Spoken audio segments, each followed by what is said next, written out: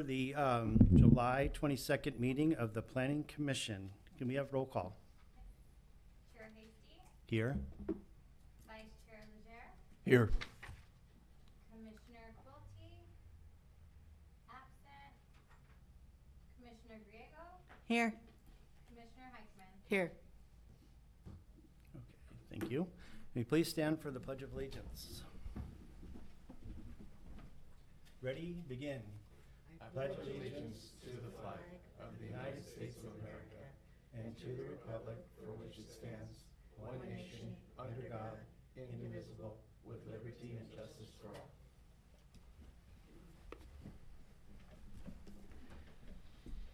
Okay, at this time, we'll have oral communications. Any individual in the audience may address the Planning Commission and speak on any item within the subject matter jurisdiction of the Commission.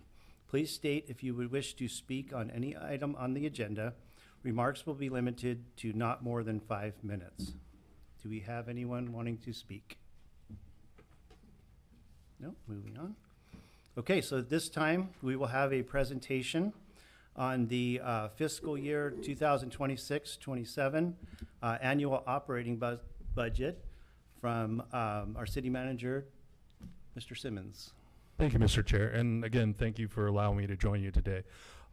First, I do want to talk a little bit about the budget, but also about the implications of some of the goals that the council has set and how it might interact with your actions and your deliberations as planning commissioners. And then also lay out a few of the things that we are going to be working on as staff that ultimately will probably require some of your input as we start to move into the implementation phase of this year. Firstly, I'd like to announce that we are approaching the 7th year of a structurally balanced budget, all with generating a nice surplus at the end, which we have then turned around and put into our public works projects. This year, or more aptly, last year we did about $10 million in that arena. This year we are continuing with a number of large-scale infrastructure projects, street projects, parks projects. Probably the one that you will notice, or the one that is getting the most attention, is the renovation of CC2, or Community Center 2. That is under construction right now, and we hope to have that completed by the fall. This will serve as the city's new emergency operations center, but also the city council chambers and the planning commission chambers. So you will all be moving into new digs next year, which will be a little nice. We were nice enough, or more aptly, the Congress was nice enough to earmark some money for our emergency operations center that we'll be able to then take and put into that project so that it costs the taxpayers a little bit less money as well. Your team here, at least in the community development space, has done a fantastic job in identifying funds that are out there that we can apply towards different projects so that we don't have to continue to dump or to dip into our reserves in order to handle those projects. This year we are targeting that we will end out the year with about $500,000 to the good, to the surplus, which that will continue to be used to pay down our unfunded liabilities. Also, we are hopeful that we will be able to end this year a little bit better than that. But given the cost of materials, the number of projects that we are currently undertaking, I'll call it the geopolitical uncertainty that we face out there in the world, and the upcoming elections, obviously there's any number of things that will impact the city's bottom line, but we do see that our numbers are going to be relatively flat this year, barring some large change with regards to new businesses that come into town or new development that actually gets off the ground this year. With regards to just goals that the city council has set, one of them is hinging or focus primarily on economic development. You will see a significant number of new programs that are rolled out about business assistance, trying to fit those companies and those businesses with particular grant funding that may be available to them. So again, we can try to offset some of their operating costs, but also it's become increasingly important to us that we continue to co-mingle our businesses with our public safety efforts. The city will be launching a brand new Business Watch program where our officers with our economic development team will get out and visit businesses and do safety assessments about coverings on windows, lights, cameras, anything that they can do to enhance their security. But also, it also gives us an opportunity to train our businesses to think a little bit like our police department does with regards to how do we defend ourselves against potential snatch and grab type thefts. So we will be visiting. Our goal is to hit about 10 businesses within the first 2 to 3 months. Those are extensive, where we do have a police officer literally walking the property, talking to the business owner, talking to the operators about things that they can do to make their places just a little bit more safe. At the same time, it allows us to make sure that we have all the contact information that we need in the event that something happens at those businesses. So again, an effort to ensure that we're connecting all the dots that we can around the city. One that particularly will eventually find its way into this chamber is we have a number of opportunity sites that have been identified in our economic development program or our strategy. We've already started to do some of the work on identifying what some of those sites would look like in the event that we were to develop them, or that the property owner was to develop them. Where that leads us is probably a discussion about some zoning changes on those properties and whether or not they are advantageous to the property owners and if they want to pursue them.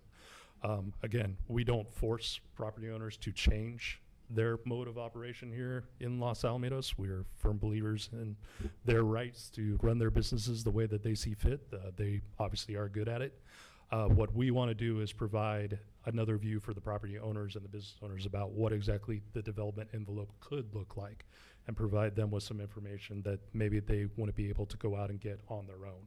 So this is a way for us to get ahead of some of the development opportunities in town, and so that'll be something that Mr. Montenegro and Mr. Noda, when he returns, will be working on in haste.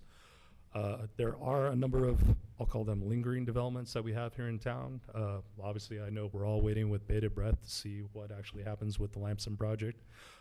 We are watching and waiting to see when exactly those will come online. The work for those projects has continued. The development of the affordable side just was awarded their tax credit funding through the state, so they are actually moving through their process fairly quickly, which is great news for everybody.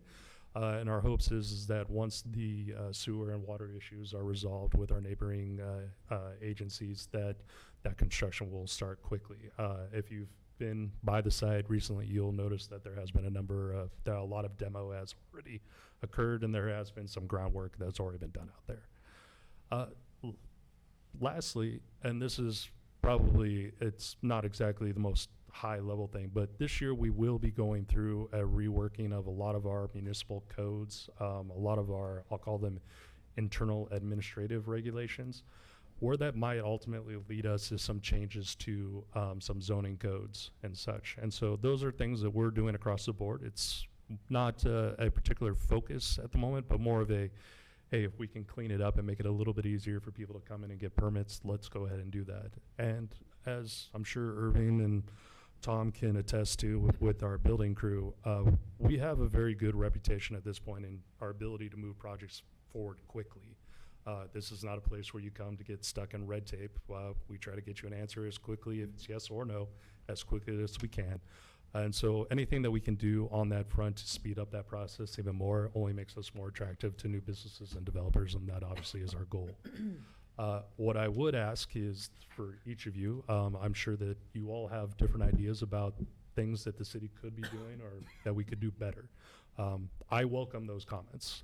We have always taken the approach that we're better because we take these comments in the way that they are intended, which is how can we be better at this? And I'll be the first to say that I by no means I am going to be better tomorrow than I am today. And so I welcome those comments, and I'd hope that you can funnel those through Irving to me as they come to you in the middle of the night while you're sitting with your family having dinner, or if you're out at one of the concerts on the park. So with that, I'm here obviously to answer any questions that you might have, and I'll leave it at that. Thank you, sir. All right, thank you for that report. Does anybody have any questions? I'll start down here. No. No? Nope. Okay. I just had one. You mentioned opportunity sites. Yes. So can you explain a little bit more about how those are identified. Of course. And then also, you explained a partnership, that there could be a partnership with businesses and maybe finding them grants and things. Mhm. Does that also include partnership with the city, or? Of course. Because you've got city versus, Sure. private. So just a little more Of course. explanation. If I can, I'll take them in kind. So the first was directed at the opportunity sites. So one, the city we recently did, and the city council approved a economic development strategy document. That identified, I want to say, between 5 and 8 sites that we looked at as having development opportunity, meaning that the sites themselves, what was currently built on the site, could be more dense or could be a different use that might be able to generate additional revenue for the business or generate additional revenue for the property owner. Most of these are sites that are, I'll say, underdeveloped, that haven't either made the transition to their highest and best use, or they were simply, to put it really simply, old properties that just haven't changed hands in a number of years. And so what we've done is we've taken a look at the property and say, okay, first, what is being generated on the site today? Based on our codes, what are some of the things that could be put on this site and what those would generate? How exactly can we create a matrix to be able to show the property owner that, hey, taking this property to the next development phase might be beneficial to them? We have a list of them, which I can send to the entire group so that you can see what they are. It's, like I said, in the economic development strategy. But the real jumping off point there is trying to unlock value in these properties. We have a very small development window here in town. There isn't a whole lot of opportunities for us to go outwards. That means up is some of the opportunity space. And so trying to find sites that actually make sense for that, where it's not going to change the fabric of our town, it's not going to cause additional traffic and those issues, but allows our property owners and our businesses to gain just maybe that little bit extra bit of revenue. So that really is the jumping off site or jumping off point for those. And then your second question with regards to how exactly these grants and such will work, we are creating first a clearinghouse website for all the businesses in town to really use. And the idea there is, instead of a business owner who is dealing with not just running their business, but logistics of buying, trying to keep their staff motivated, customer service, marketing, and all the things that go along with running a business. If we can get all of that information into one place and have one person that can explain it and put all of those resources at their fingertips, it just makes their life maybe just a little bit easier, and they can spend that time instead of searching and scouring the internet. They know there's one place that they can go to. We can also co-sign some of those opportunities for them by offering letters of support whenever they go for these grants. Also, the city has had grant opportunities in the past that have been funded through our economic development programs. The one that comes to mind, and Mr. Montenegro, you're gonna have to remind me, it was the one where we were doing the facades. Revive. So it was a grant program that we would take money and allow property owners to actually use that money in order to upgrade the outside of their properties. It's basically the broken window theory in reverse. It's, if my building starts to look nice, then the building next door will hopefully invest a little bit of money into their property, and that rising tide will lift all ships. This has proven to be fairly successful in my past jurisdiction in terms of we were able to bring a car dealership into town. That forced the car dealership right next to it to make significant upgrades to their facility, which caused the car dealership down the road to make significant upgrades. And so not forcing, but encouraging property owners to make this investment in their property typically has a all-around effect. And so we will be offering additional grant programs to go along with that. And then, as I mentioned, the Business Watch program, again, security assessments is something that every large-scale property owner will go through at some point during their ownership. Smaller properties don't get a chance to do that. So by offering that service, we're, again, trying to lessen the burden on our property owners and our businesses by trying to step in and fill that void so they can focus more on running their business as opposed to what exactly is really our domain when it comes to public safety. So there are a couple of different places where we have put money on the table in order to ensure that we're trying to keep pace and give our businesses a leg up. we will continue to look for those opportunities, but we do love the idea of using other people's money for this. And so it's something that's become kind of one of the mainstays of I'll call it what we've been trying to accomplish here over the last 6-7 years, which is really, this town has nothing but potential. It's really a question of how much in the way of resources do we have. And this team in particular has been incredible about going out and searching out those little pockets of money. And the city has gotten a reputation with the other outside agencies as a place where, well, if we can't get this project done, well, Los Al over there, they have 15 shovel-ready projects. We just need to figure out a way to get money. We'll give it to them. They know what they're doing with it. So that's really our goal. Okay, so I do appreciate that. Just as leads to one little small question.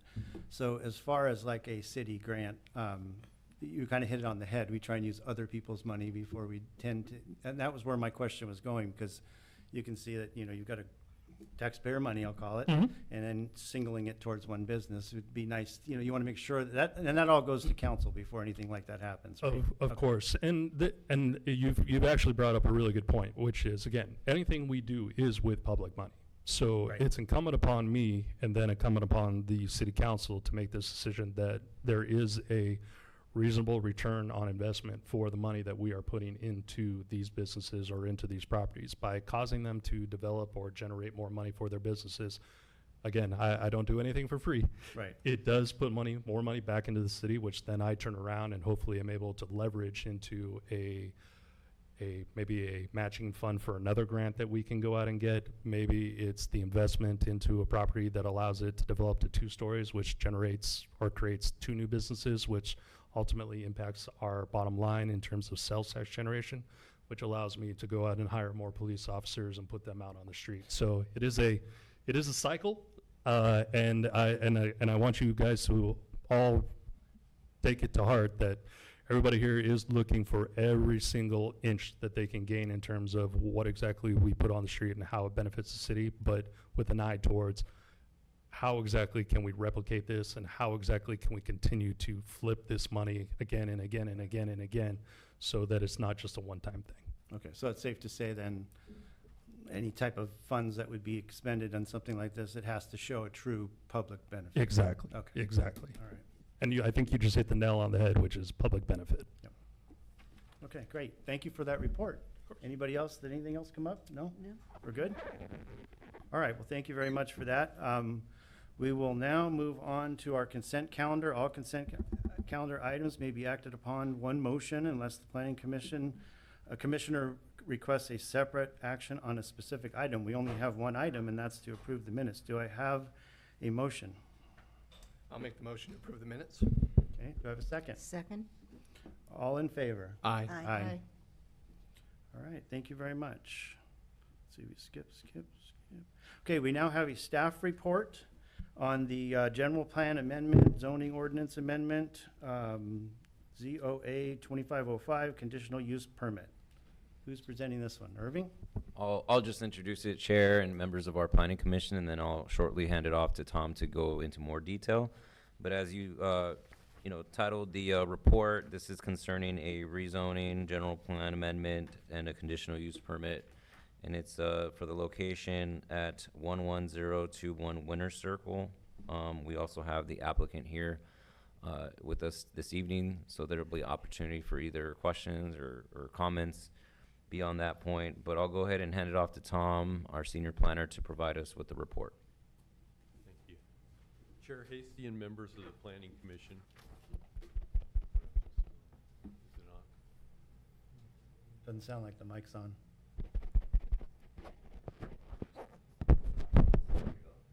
Hello? Test. Better?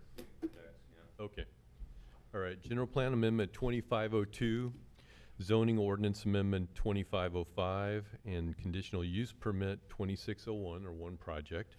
They consider the land use change, designation change, and zoning designation change for the property at 11021 Winter Circle, as he said a moment ago, and through the use of an alternate parking agreement, which is where the CUP comes in on that.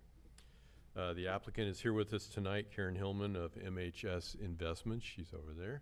And if you have questions for her, you could ask her those questions later on. Ms. Hillman submitted an application for a general plan amendment and a zoning map amendment originally, requesting approval to change the land use designation from planned industrial to professional office and the zoning designation from planned light industrial to commercial professional office. The subject is a site developed with a 12,684 square feet office building on a single parcel. She asked to change the zone so that commercial professional office land uses can be permitted in this office-like building. Some of the businesses that have sought to locate in the building in the past have not been permitted there, so it's probably more people have been turned away than have been turned into that building. So it is an industrial building right now, but it's an office for industrial offices is basically what it is. The first step in this process requires a resolution of the Planning Commission recommending the City Council approval of the proposed amendments if you so decide. And the council would then have the option to approve the change in general plan designation by resolution. So there's two things they would approve, an ordinance and a resolution. Compliance with development standards for commercial professional office is necessary as shown in the report, and the site meets those development standards. Attached to the report is a spreadsheet showing the current use of units in the building. In accordance with the municipal code, the uses there require 51 parking spaces, and the building has only 46 existing parking spaces. And but the parcel likely had 48 when it was originally built, and those get removed through ADA upgrades through the years. And this building is short about 3 spaces. And staff requested that the applicant speak with the nearby property owners to see if any extra spaces could be designated for shared parking under an alternate parking agreement. The applicant was able to find 3 extra spaces through the property owner to the south of this parcel at 11061 Winter Circle. The building on that parcel is a warehouse used by an online coin dealer. The square footage is 4,973 square feet, and it has 16 parking spaces. But as a warehouse, it's required only to have 1 space per 1,000 square feet. If it were just to turn into a regular industrial type building, it would be 1 space per 500 square feet. So you can see either way, the parcel has enough spaces to provide 3 spaces for this shared agreement. And an easement can be placed on the titles of both properties for this parking, and the applicant has applied for the conditional use permit for that. And it's been added to the resolutions that would go to the City Council, resolution and ordinance saying that the easement has to be kept in force indefinitely. It's only the city that could change it in the future. And that would be through a vote of the Planning Commission again. All of this said, staff believes this parcel would not be sufficient for the parking of medical doctors' offices, though, if they were to lease on the building, because that requires more parking. They're more parking intense uses that way. So a condition of approval prohibits the leasing for doctors' offices in this building. Staff recommends adoption of the resolution of recommendation asking that the City Council approve CUP 2604 for the alternate parking, GPA 2502 to change the general plan designation from planned industrial to professional office, and ZOA 2505 to change the zoning district from planned light industrial to commercial professional office. And that concludes my report. Okay. We can ask questions, right? Everyone Questions, and you can also ask if you would like to have the presentation from the applicant. from the public or from our. All right, let's do, Chair Hasty, if I could just interject momentarily. So this was agendized as a public hearing item. So Okay. at this time, you can ask questions of staff. If there are no questions of staff, you could go ahead and open up open the the public hearing, at which time you could hear from the applicant or anyone else who's looking to provide comments this evening. Okay, do any of our commissioners have any quick questions for Tom right now on the presentation? We'll also No. have an opportunity after, I would assume too. Absolutely. I just had one quick one.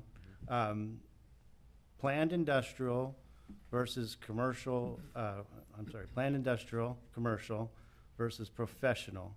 So when you say planned industrial, that would be like the air conditioning guy that's got an office in the front, or an office there, and then maybe, but he's still doing industrial type stuff, right? That's what it's Right. zoned for now. Yeah. And if they're a- professional would be more, Mhm. attorneys, accountants, things like that, anything but medical is what you're saying right Right. now. Okay. Yeah, basically. Just to be sure. All right. All right, so this time we'll open up the public hearing. If there's anybody wishing to speak on the item, the applicant can come up if they choose, or anybody else in the audience that like to speak on the item, they're more than welcome to come up to the podium. No, not seeing any? And the applicant could speak if you would like her to as well.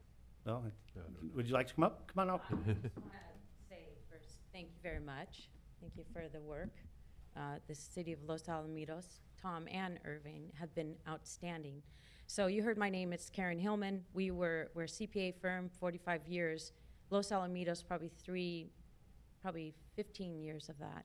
And then we moved on to Cypress. We wish we can come back to Los Alamitos. We bought this building to be in it, but our practice got too big. So we went along the way. But we're still looking for the next lease. But I really appreciate the time and the respect and how much they worked toward helping me walk through this. And I appreciate all the work that you guys do for the city. Thank you. Thank you. Anybody else? Okay, we'll now close the public hearing. Does anybody have any questions now? No? I have a question. Perfect. So should this commercial use permit be approved, in the future, there would be no light industrial plant that could go into that space? Correct. Yeah, unless, a plant light, an industrial office could go there, but they couldn't keep their trucks there, and they couldn't store anything in that building that's industrial in the future. Yes. Which I don't think it's really built for. No, it's not. Anyway, at it's all. kind of, Yeah. yeah, there's no, it's not a office with, office in the Industrial front with with the the warehouse. warehouse in the back. No, it's a full, it's really an office building. Drove by there tonight. Did you have any questions? Nope. No? Okay, so, at this time, I guess I will entertain a motion to, I'm looking at approving, right, all these right here? The general plan amendment, GPA 2502, zoning ordinance amendment ZOA 2505, and the conditional use permit CUP 2604. I move that we adopt the recommendations. Do I have a second? Second? All in favor? Aye. Aye. Okay, thank you very much. Okay. Let me see. You're welcome, thank you. Is the next one, the Reagan Street, just a report? Is that, Yes. okay. So we'll now have a report on the Reagan Street CDBG project. So again, thank you, Chair.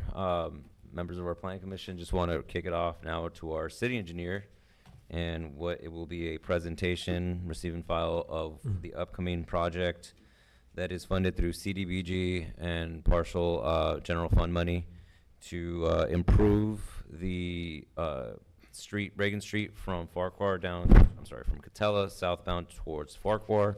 Much like previous grind and overlay asphalt repair across different sectors of the city. The most recent one was Oak Street, as you recall. So this will be the next project that will be taking place shortly. So I'll have our city engineer, Chris, take it off. Chris Engineer, yeah. Engineer, yeah. Irving, you said pretty much everything I was going to just say, so.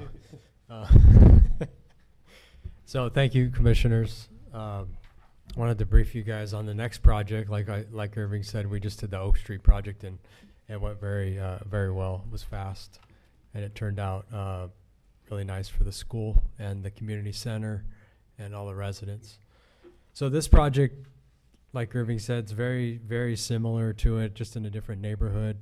This neighborhood was selected because this is one of the neighborhoods in Midtown where we receive CDBG money periodically, usually every year. And we're applying it to a street. We've done parks in the past and streets. And this year, the project, like Irving said, is on Reagan. It's from Katella to Farquhar, so a couple blocks. You got Green and Howard in between there.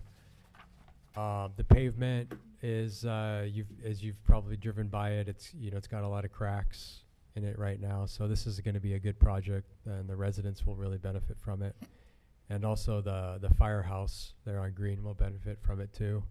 We did do a driveway improvement and some pavement in front of the firehouse last year. So this will complement that.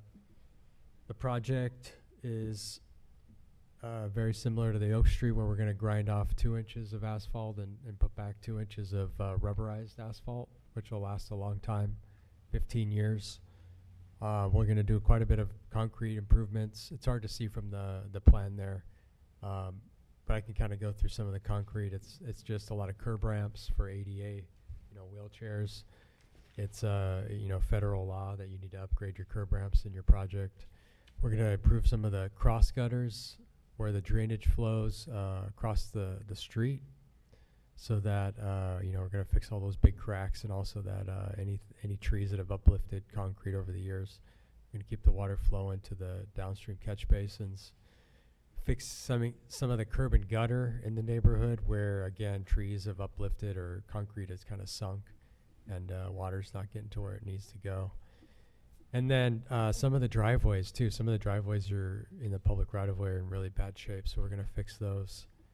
The ones that need it and we're within budget.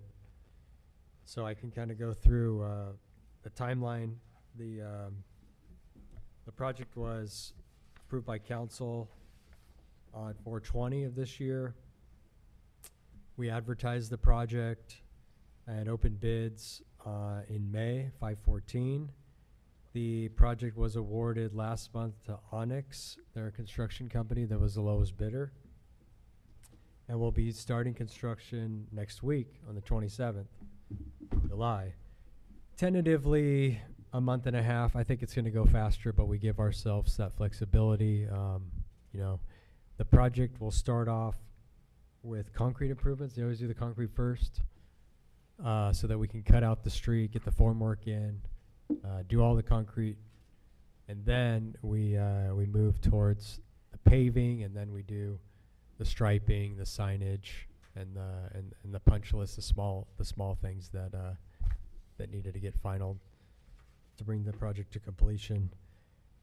The asphalt will take place on 8/19. That's already ordered. It's set. We've talked to the trash company, so they're gonna do their pickup at 8:30, before 8:30 that morning, and we've let the residents know. The residents were given a flyer last week, so at least 10 days prior to the start of the project, so they all know. We've put it on a lot of our social media pages.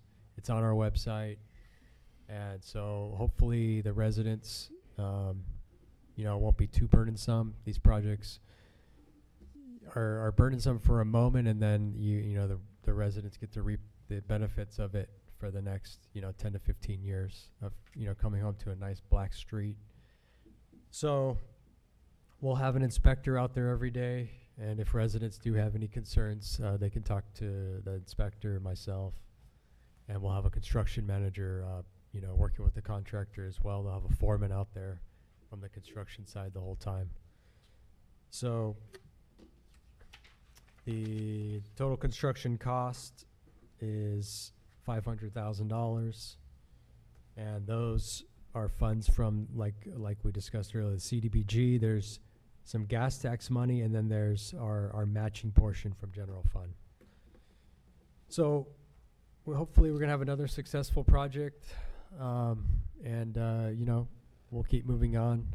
The next scheduled project that we're designing right now is Walnut and Chestnut back here in Old Town West. We're trying to finalize this neighborhood a little bit more, because those streets really need some paving work as well. So if there's any questions, I can answer them. Okay. Any commissioners have any questions? I have a question. Is this project anticipated to increase drainage and decrease the potential for any flooding in the area? No, because we're not putting in new impervious area. There's no new asphalt or concrete. It's just replacing everything that's out there, and it should make it better because we're gonna improve the flow lines in the gutters, the cross gutters. Yeah, Thank you. yeah. I do.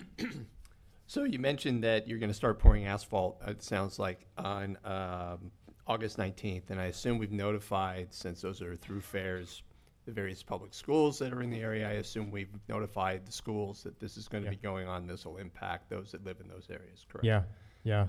We've sent an email out to fire, police, I believe the hospital, the school district.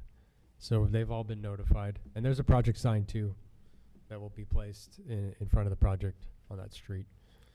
Yeah.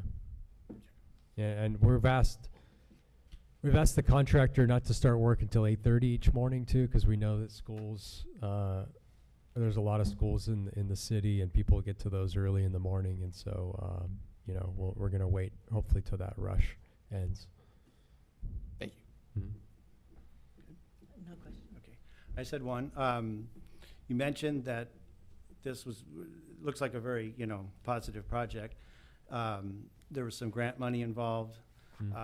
Is there anything within this project that was either required or we had to do in order to get the grant that could make any significant impacts on the neighborhood, like losing parking or maybe something that's changed that they're not used to, or was there anything significant? No, because the CDBG funds from HUD,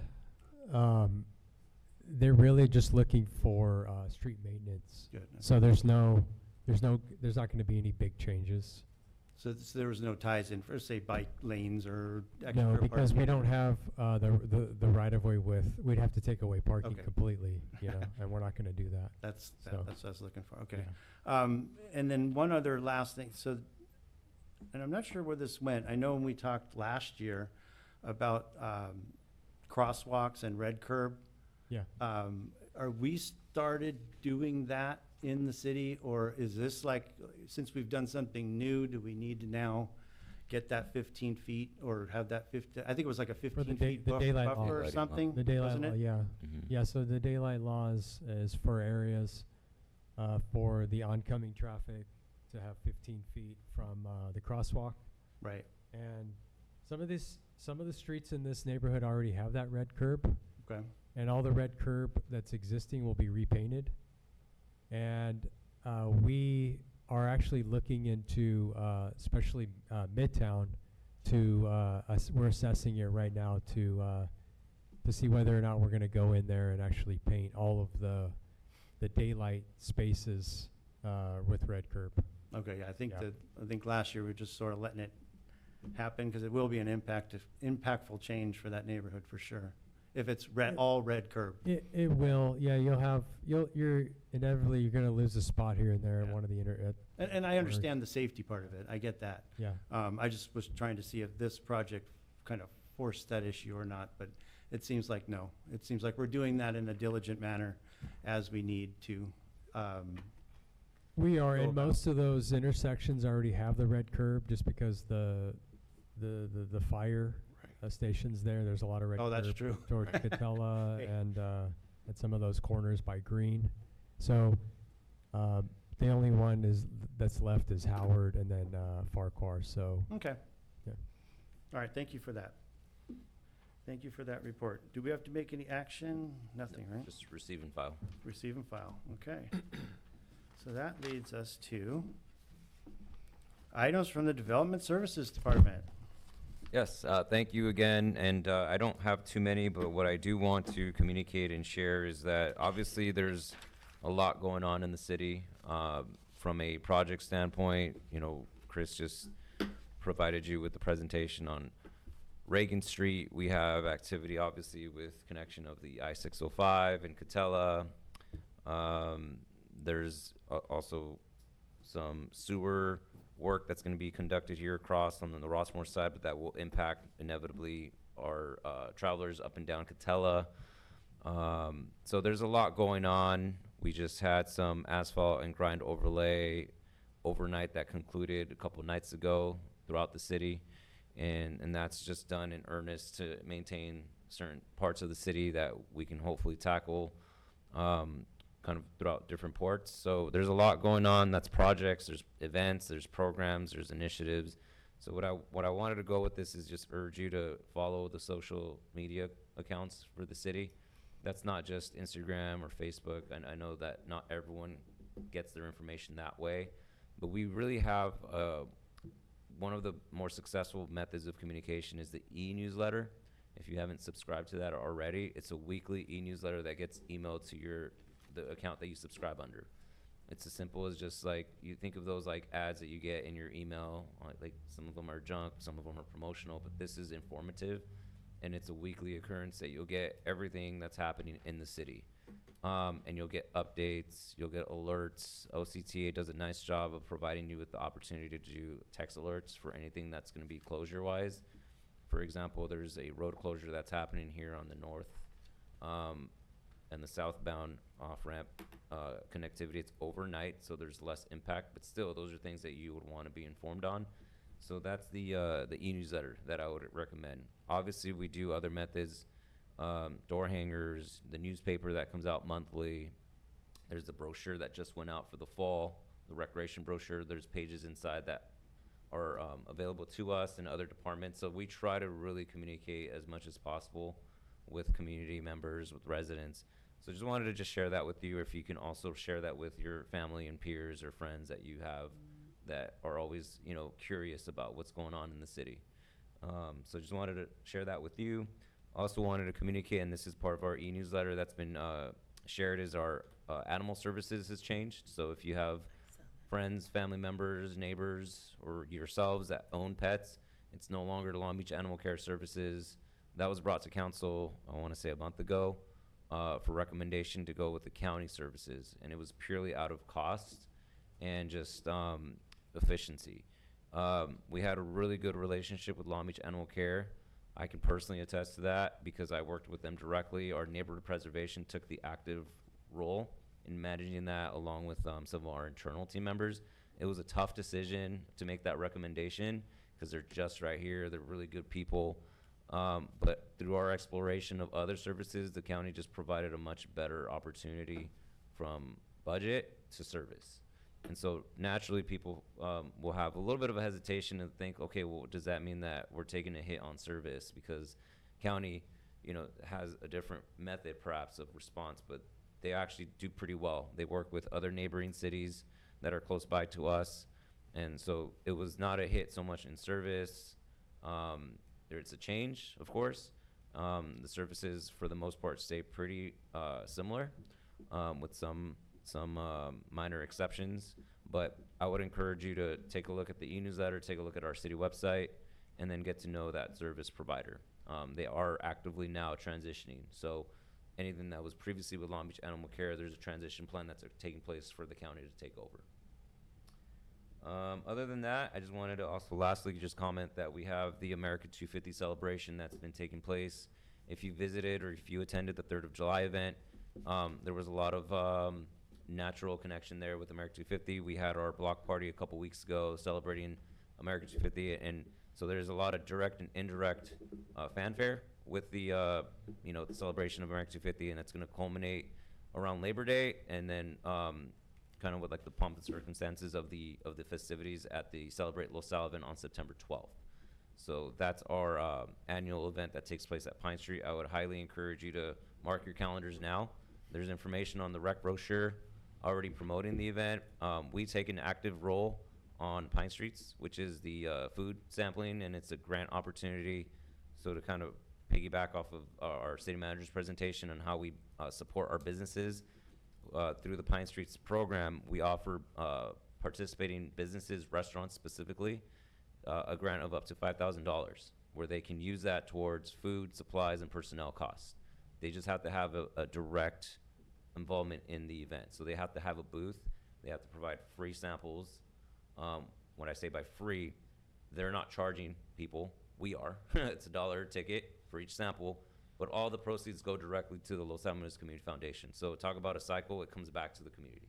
So sharing that with our businesses, with our restaurants, in the hope that we can promote them and advertise them.